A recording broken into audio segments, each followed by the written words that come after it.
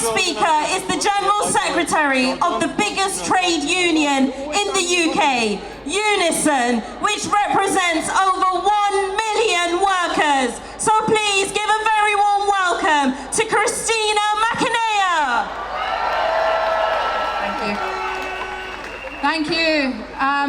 I just want to come here to say that UNISON stands in joins the international trade union movement in our absolute commitment to condemning the atrocities that take place daily in Gaza and Palestine, and particularly the atrocities of the past 19 months.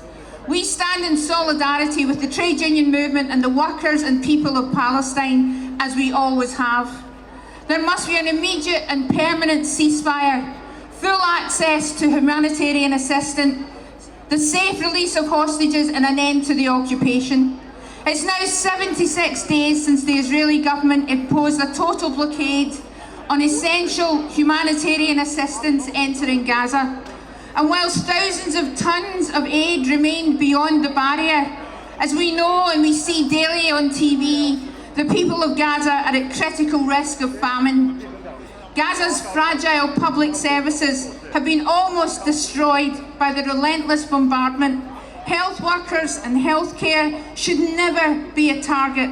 But time and again, hospitals are being bombed, health workers and first responders are being killed as they struggle to save lives without even basic medical supplies. Their bodies just recently found buried in a mass grave. If that's not a war crime, then what is? As the world continues to look on in horror, how can our leaders continue to insist that only quiet diplomacy and carefully worded statements will bring an end to these atrocities? History will judge our government and governments across the world harshly for standing by and allowing the government of Israel to drive Palestinians from their land. And to our government, you must do more. You need to fully suspend the arms trade with Israel, suspend the UK-Israel Trade and Partnership Agreement, and ban all trade with the illegal settlements. Israel must be compelled to respect human rights. I visited Palestine last year as part of an international trade union group, and I spoke to public service workers from the Jenin refugee camp, and he told me his dream was for a night where he didn't worry about Israeli soldiers raiding the camp, and for a small patch of ground where he could play safely with his children. Such modest dreams, but so out of his reach.